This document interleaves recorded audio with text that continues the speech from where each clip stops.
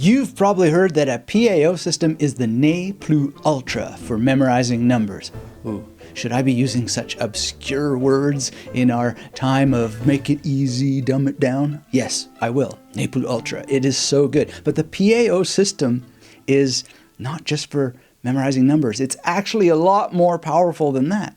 The problem is that a lot of people don't understand how to make a magnetic PAO or why the PAO is there in the first place.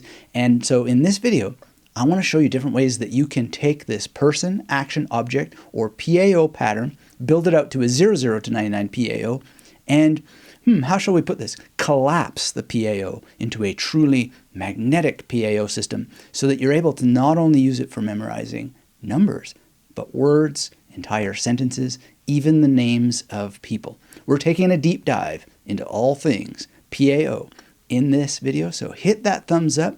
Let me know how excited you are in the comments. Get subscribed if you're new here, and let's get started. Okay, so what is a PAO system? Well, PAO memory systems go back a very long time.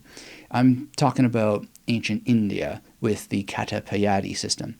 What it is a simple way of breaking linking down, essentially, into individual units that can interact in memorable ways. Take these numbers, for example, 21, 36, 90. Now, I know it's not that difficult to remember those numbers due to how the brain works, but just for example, someone using a traditional PAO system would divide the numbers into 3 sets of images, specifically ordered according to the PAO pattern. So you would imagine, if you're using my system, Jack Nicholson for 21, throwing burning matches for 36 at a bus for 90. So the person is Jack Nicholson, the action is throwing matches, the object is the bus. And if there was another set of 6 digits after that, then it would start all over again. So if I was memorizing pi and then I had the next 6, I would have a person, an action, and an object. Then the next 6, person, action, and an object. Now, people derive the exact images that they use in different ways, but I like to use the major system. And there's lots of reasons why, but one of the reasons why I prefer the major system is because it has the least amount of arbitrariness to it. There's a great logic to it. And Jack Nicholson is 21 in my PAO system because the major system underlies this. 2 in this case is an N, 1 is a D or T. So how does that get to Jack Nicholson? Well, Jack Nicholson is a kind of a nutty guy, and he often played nutcases in movies. So I have 21, 2N, 1 for D or T. In this case, I chose T. You get 21 nut.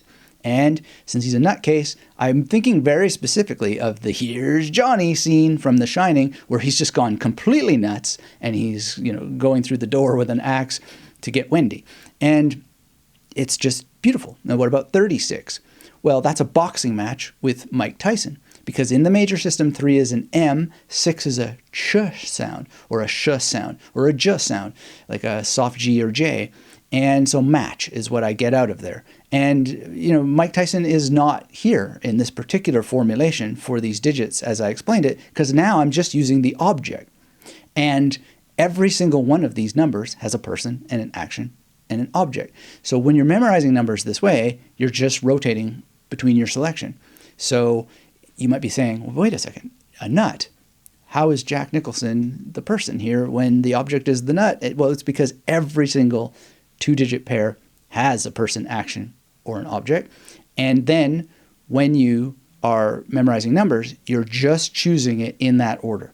And these rules, they helped memory competitors for a very long time. But they're not necessarily that relevant for everyday use, hence the magnetic PAO that we'll get to. But basically, let's be real memory aficionados here. There's a bit of history here that we can talk about. The notion of combining or linking information where you want to remember a person, action, object, it just is so much simpler. So the Kata system, as far as I know, it's the oldest available in evidence, circa 683 CE, and it is almost certainly older than that. And in this alphanumeric system, we see a detailed basis for transforming numbers into words based on the words being based on consonants. But what kinds of words? Well, what kind of words are there? There are nouns and verbs and, adjectives and so forth. But the most direct ones that are not vague, that are not conceptual, are people, actions, and objects.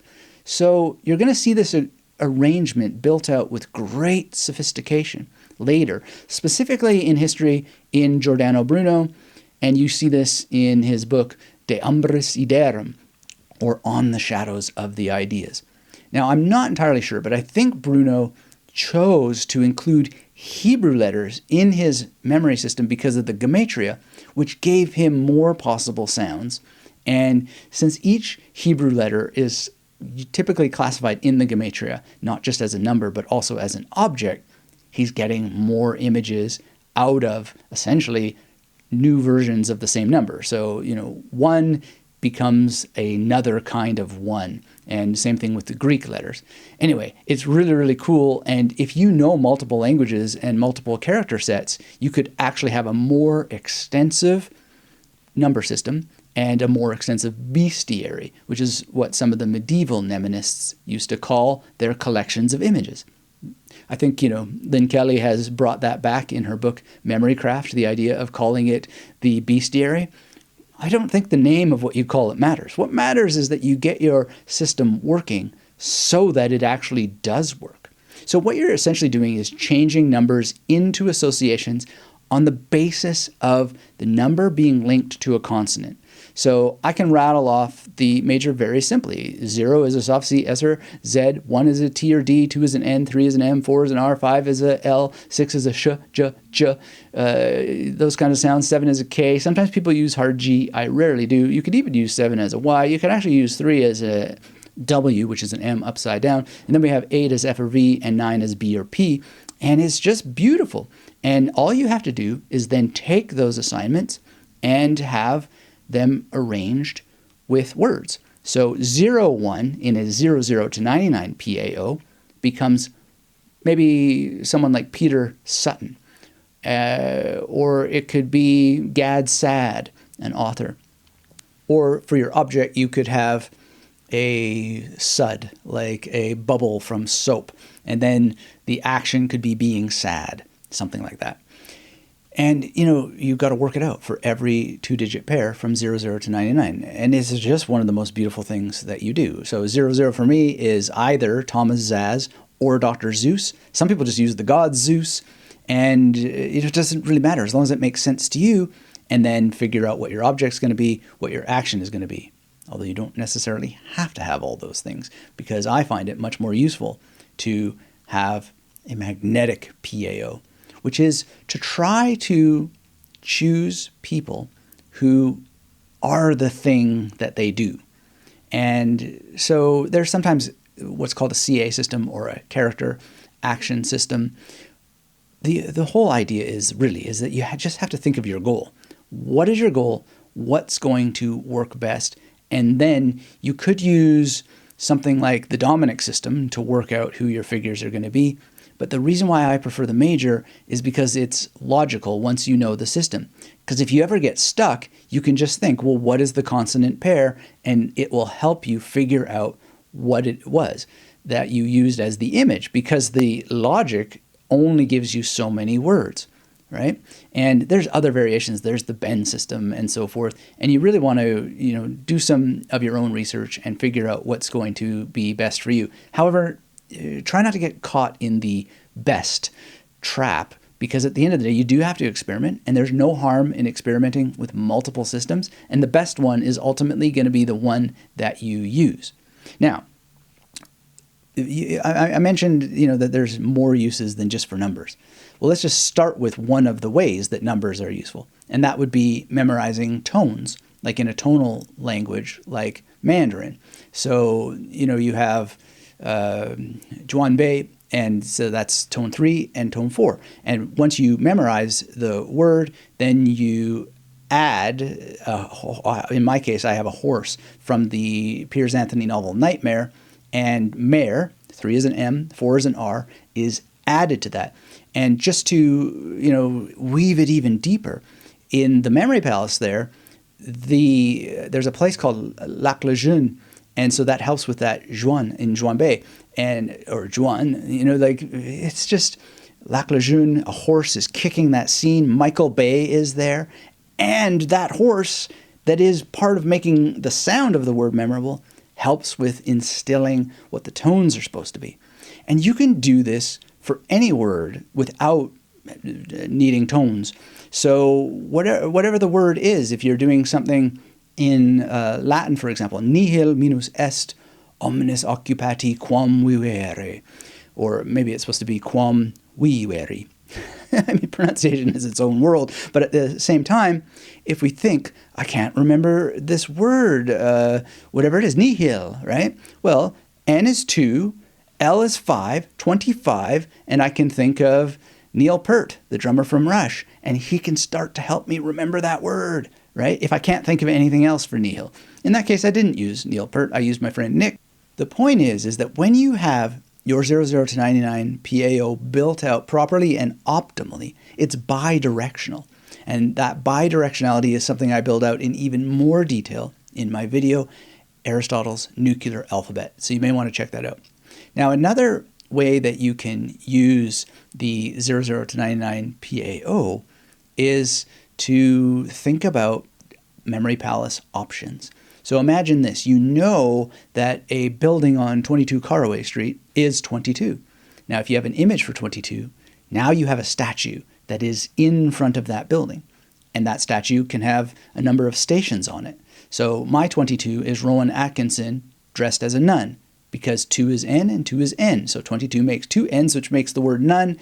Rowan Atkinson, who played Mr. Bean, it looks kind of funny, dressed as a nun, and in fact there's even a scene where he was dressed as a nun. And now that memory palace has a figure ready to go.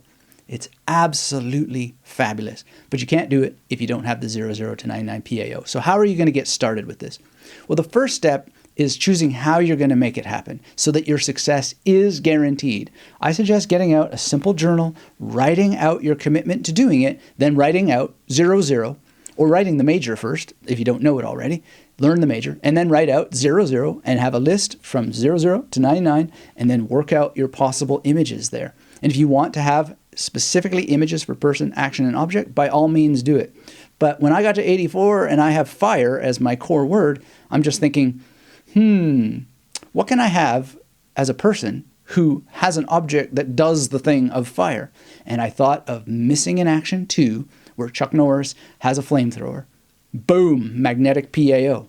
No need to divide it because he is doing the thing that the object is and the action is, and it's just there for me. And the beautiful thing about it is that the fire can extend across multiple images, lighting a bunch of them on fire. Very, very dramatic, and it reduces the arbitrariness to nothing. Absolutely nothing. Very, very beautiful. All right, so I hope that you've enjoyed this, and I hope it helps empower you to understand what a PAO is better and get started doing it, because the major will give you a limited set of words, it's true, but I hope you've understood now that you can make it nuclear in that sense that Aristotle talks about. So thanks for your thumbs up, thanks for being subscribed, and if you want more detail on just how explosive these techniques can be and bidirectional, if not more directions than two, make sure to watch my video on Aristotle's Nuclear Alphabet next.